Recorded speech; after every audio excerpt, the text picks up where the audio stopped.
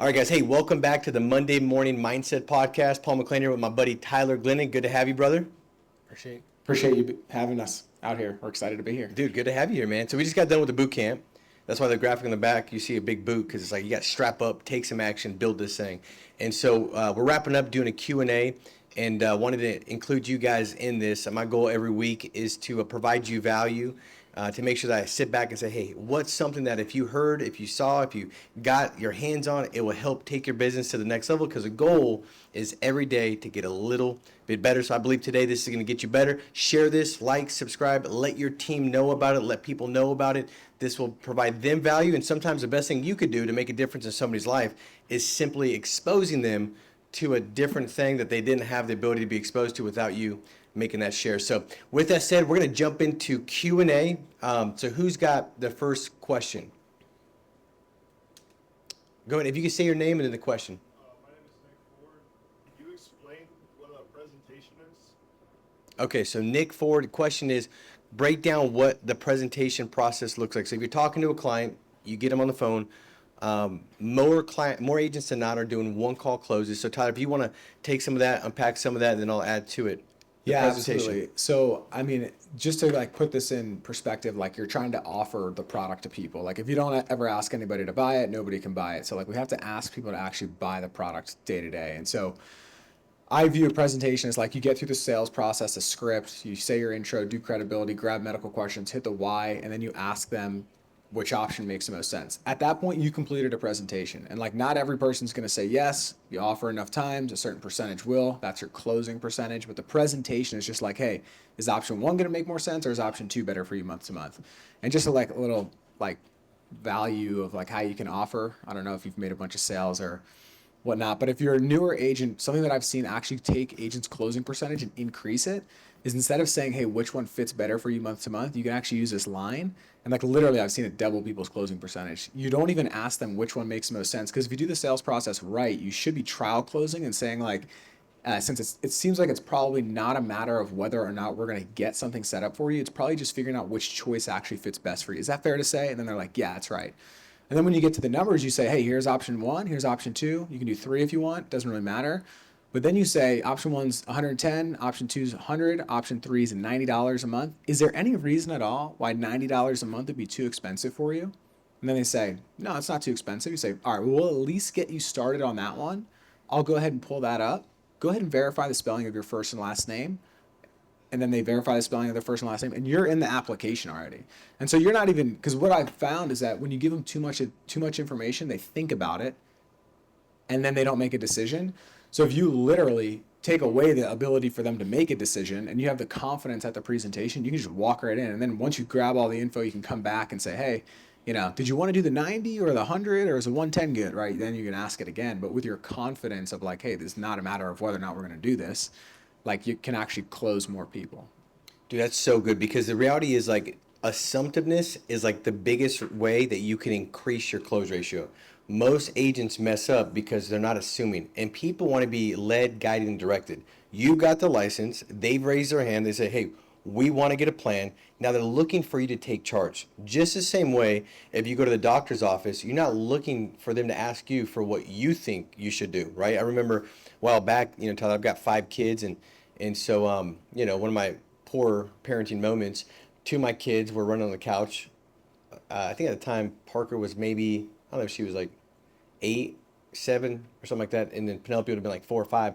Well, they put a sheet over their head, right? And so they couldn't see anything. And I thought it was funny. I was like, oh, look at it. They're, and they ran into each other. Parker fell off the couch, hit her head on the coffee table, split her head open, right? So, if you feel like you failed as a parent, well, there's that for you, build you some confidence. So we ended up going to the emergency room, and the doctor's like, well, what do you think? Should we do sutura or should we glue it? And I was like, what do I think? Like, you talking to me? Or are you talking to me? Like, bro, I didn't go to med school. Like, what do I think? Like, what do you think? Like, do you want to draw a T-chart, like pros and cons, weigh it all out? Like, what do I think? He's like, well, it's up to you. I was like, well, I don't want it to be up to me. Like, which one makes the most sense? He's like, well, the sutra, might leave, less of a scar, but it's going to be more traumatizing. And I'm like, well, how less of a scar? Like, break this all down. I instantly didn't like the guy. What I would have liked him to say is, hey, we can do suture or glue. This is what I would suggest. This is what every client patient does in your situation based off of these certain situations. Does that make sense for you, or do you want to do the other one?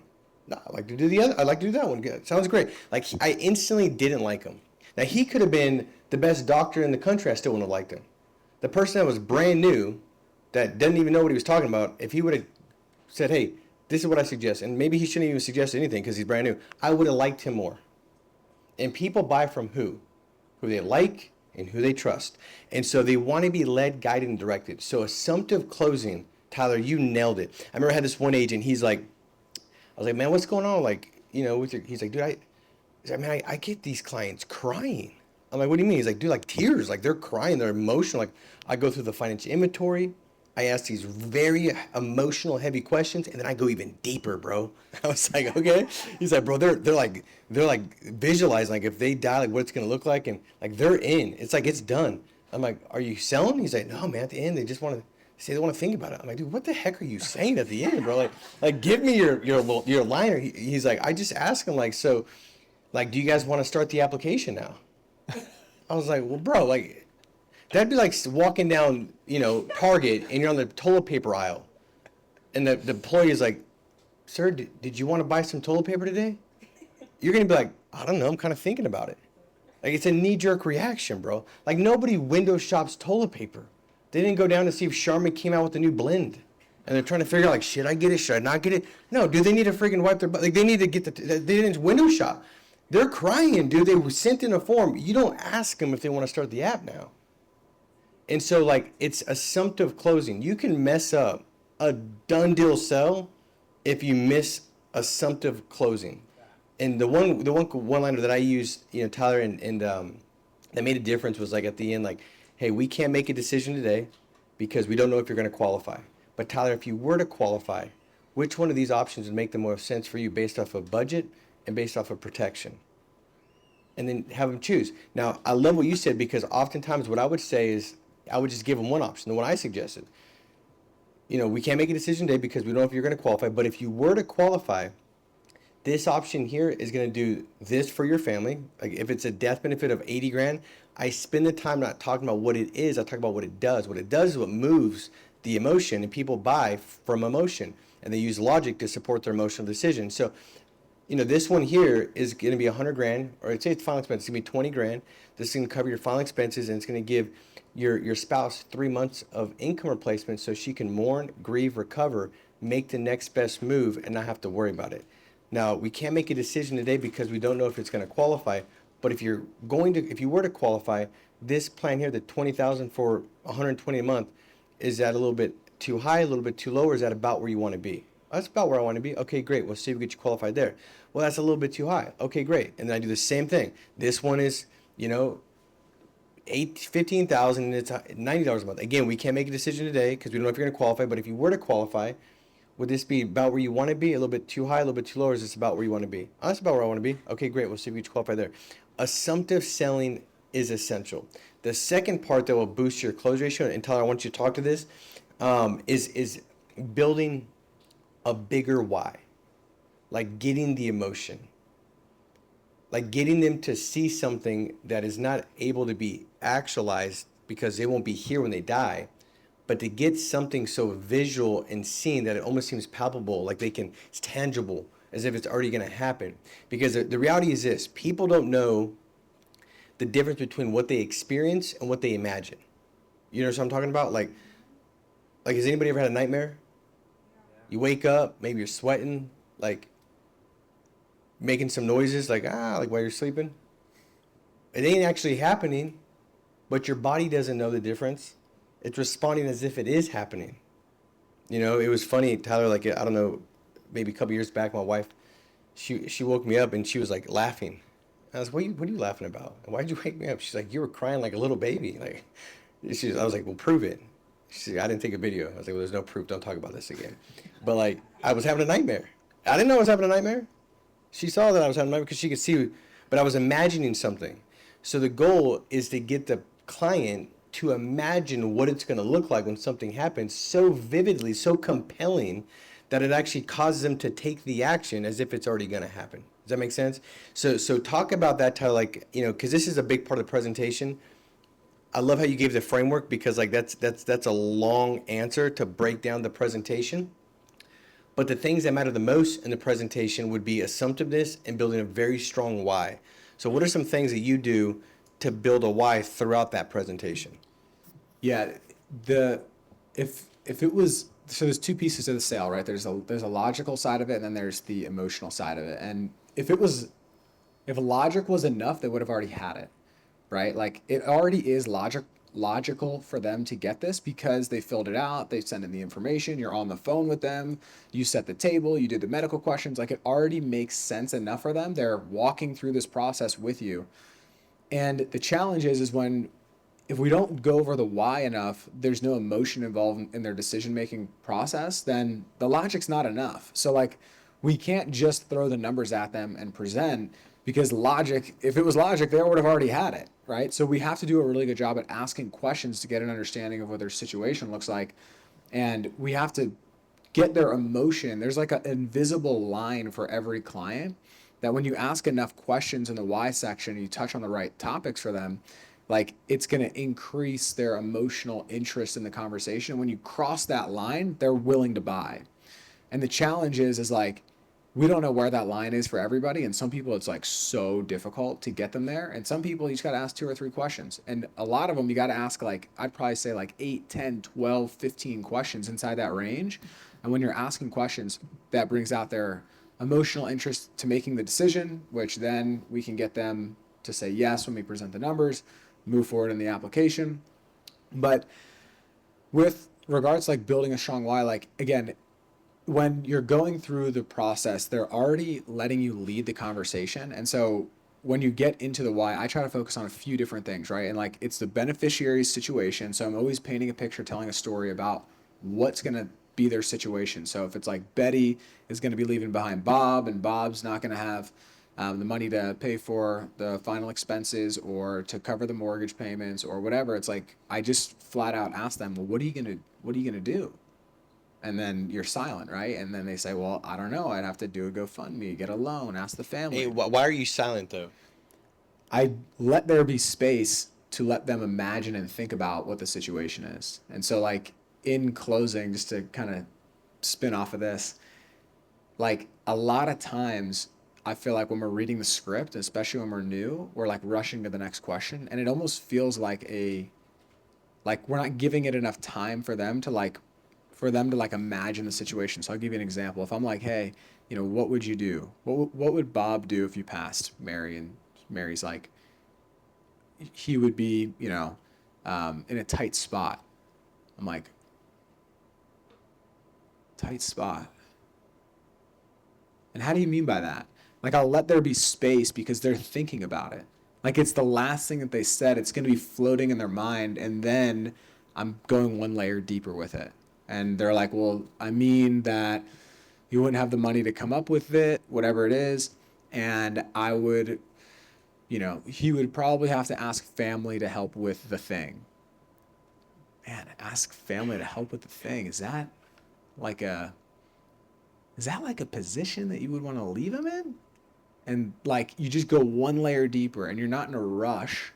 You're just like genuinely and genuinely asking them those questions one layer deeper, and taking your time with it, because that's what opens up the gap for them to like actually visualize what's happening or like think about it in depth, because they haven't gone that deep. They're like, oh, it makes sense to have because we wouldn't be in a good situation, but they don't go deeper than that on their own when they're looking at the ad, filling out the form, whatever, which is why they haven't gotten it. But when they go to that depth and you keep bringing it one layer deeper like that, again, that's what gets their emotional interest up, which is what makes them make a decision when they're facing the pain. They're like, we need a solution to this. Oh, this is uncomfortable. And if we don't ask those questions, there's no way to get them into the buying state, which is why they don't make a decision. Dude, that's so good because I think that most agents they squeeze out the silence because it's uncomfortable. And that's where the sell is made. Because like think about this, you've asked all the questions, and when you ask people questions, you're painting a picture. Does that make sense? Questions provoke thoughts, and thoughts you create pictures. If I said imagine what an elephant's over here, like it's like your brain will just start painting a picture. So when you're saying what's your income, what's your income, Do you have anything in place that's life insurance? No, I don't. Do you have anything that is in place that acts like life insurance? No, I don't. What's your mortgage? What's your mortgage payment? How much equity do you have in that? When you're going through all that questions, they're getting a picture of their financial situation. Well, how do you know that? Well, it's because you're taking a financial inventory. That inventory gives them the ability to see a picture of what their financial situation is going to look like. Now, once you've painted that, that's great because that enhances awareness. Because most people are just not aware because they don't think about it. Does that make sense? Most people don't wake up and think like, man, if I died tomorrow, like, what would it actually look like? Like, how much income is actually gone? How much retirement do we actually have to use? How much? Like, nobody thinks about it, dude. They're just thinking about, I need to just go do what I got to do today, right? So you're giving them a look into something that they haven't looked at. When you ask the questions, now you get them to live in the picture that you painted with the inventory. And every second that goes by is a second that they get to live in that picture. The longer they live in that picture, the more emotional that they feel. Does that make sense? And so one of the worst things you can do as an agent is not let silence do what silence is charged to do.